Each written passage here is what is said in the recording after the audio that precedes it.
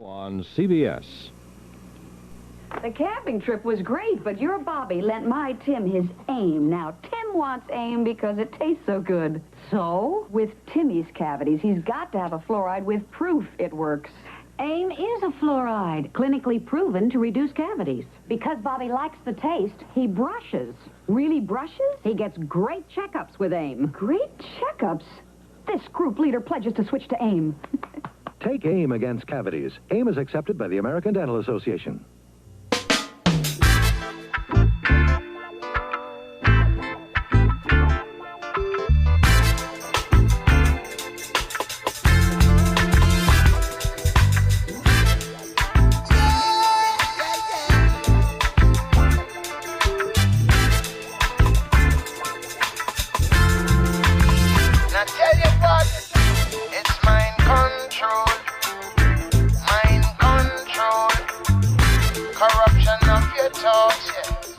Destruction of your soul, mind control. It's mind control. Corruption of your thoughts, destruction of your soul. Don't let them mold your mind. They wanna control mankind. Seems like their only intention is to exploit the earth. Hey, and you trust in their deceit.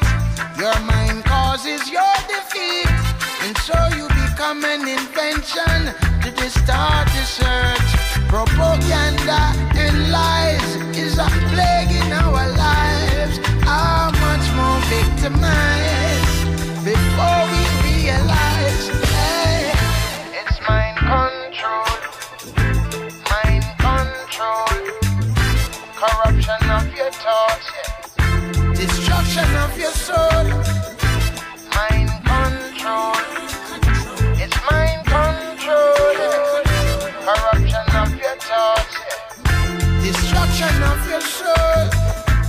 Oh, Grandmaster, let the people go. You put them in total confusion to destroy their souls. For they practice what you preach, so they're always in your reach. High-tech slavery in these days, it's mind control. They'll make it attractive to get men distracted, corrupting you, polluting you, destroying. Mind control, corruption of your thoughts, yeah. Destruction of your soul, mind control. It's mind control. Corruption of your thoughts, yeah. Destruction of your soul. Yeah, yeah, yeah. Come on in. Get it together, brother man. What you say?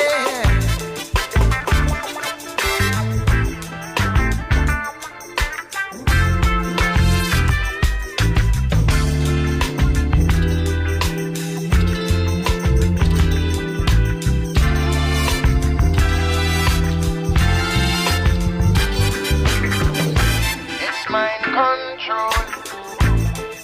control, corruption of your thoughts, yeah, yeah. Destruction of your soul, mind control, it's mind control, corruption. Okay, are we ready? Okay, Boyd, you want to tell us a little bit about yourself and the church and what we saw this evening? Okay, I'm a member of the Church of Satan, and I'm a musician. I've written a few books, and what we did this evening was a ritual.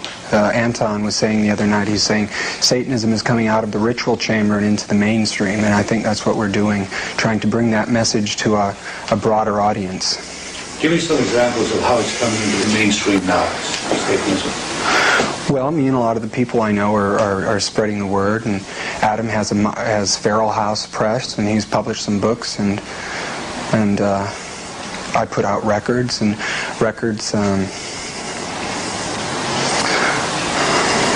what other things you need to have done? Well, we need need to bring about stratification. We need to bring power back to the powerful. We need the slaves to be enslaved again and not be slaving over us, not be ruling over us and dictating the content of our lives. We want to dictate the contents of our lives. We think strength is better than weakness, and we want to live our life in that way. Describe a little bit about the difference, if you will, between the Church of Satan and some of the crazies that are out there doing things in the name of Satan. How does that make you people feel? Well, I think the Church of Satan is creating real changes. We have people behind the scenes. We have people in high places who are making changes that people aren't even aware of. And these nitwits that just go out and kill people in the name of Satan are serving a purpose in that they're thinning down the population, but they aren't really the kind of Satanists that like us. They aren't the sort of people we associate with and the sort of people we respect or look up to. Is this resurgence in Satan just happening in San Francisco, or is it happening all? It's happening all over the world, and it's coming about in a lot of different ways. Some people can call it Satanism, but this force that's happening in the world is coming about all over. It's like resurgent atavism, and some people call it Satanism, some people call it by other names, but it's happening all over, and it will happen more and more. Is there an Armageddon coming? I mean, is there a date that you're aiming for?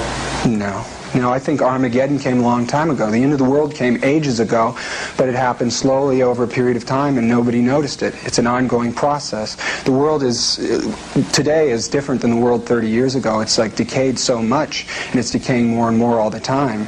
And as that decay gets worse, we get stronger. And we are rising up as the entire world is sinking down. The entire world is rotten and corrupt, and they're ordaining their own death. To us, they're just dead people who refuse to lay down. They're cadavers. There is an obvious similarity between you and your ceremonial and what was in Germany in the 1930s or 1940s.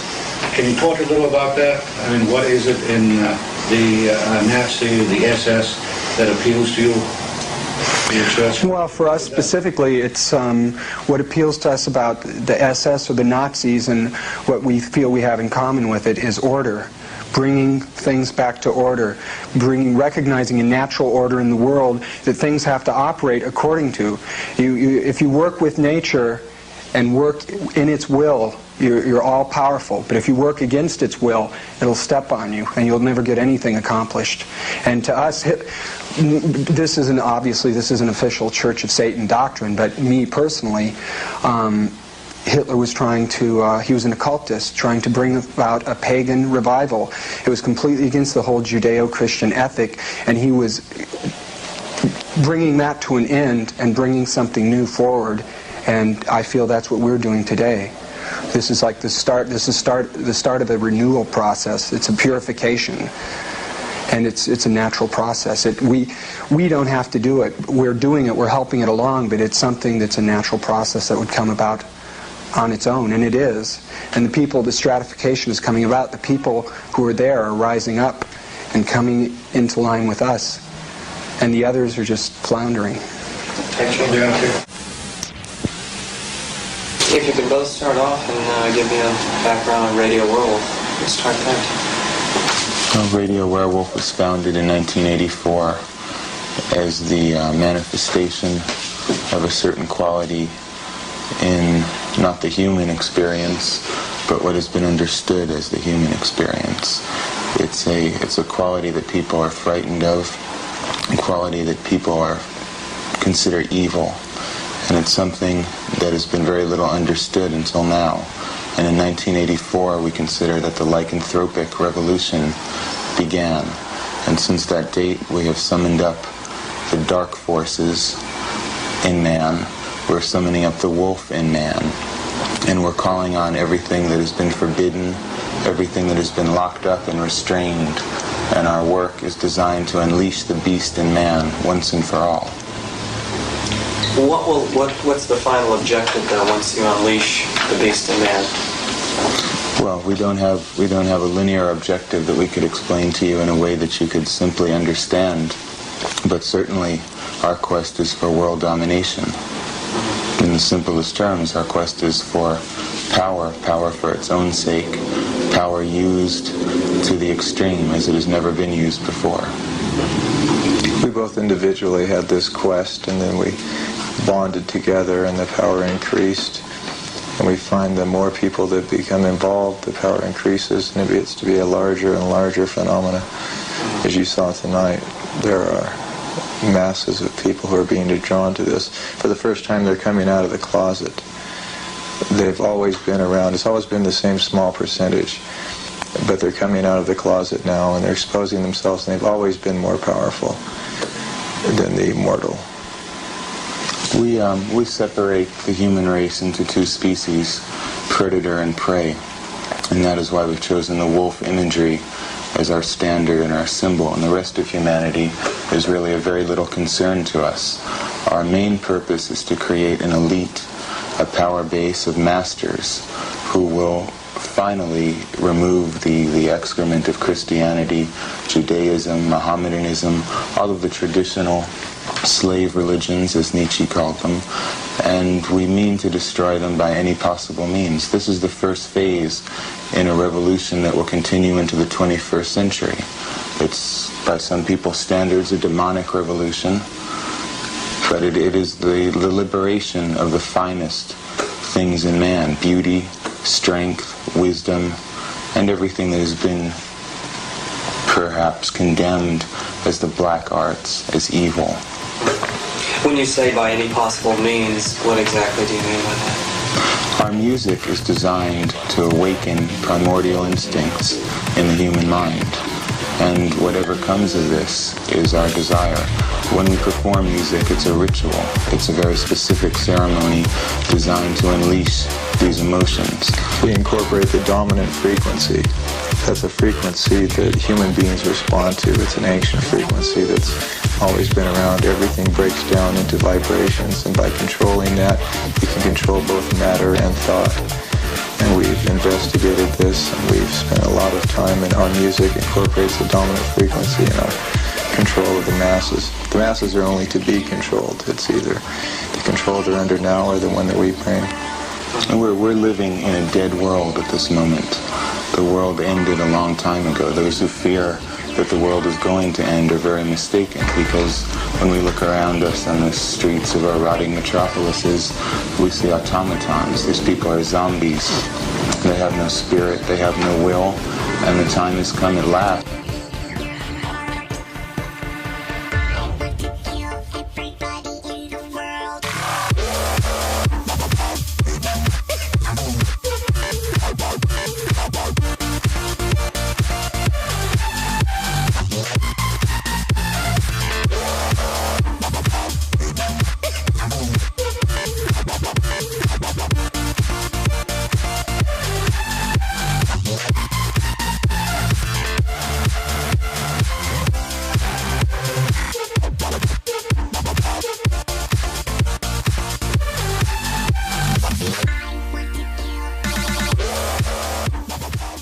You've got kids watching junk food ads.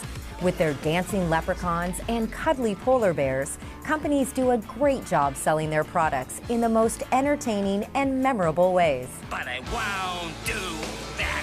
And for young kids, this kind of marketing is especially hard to resist.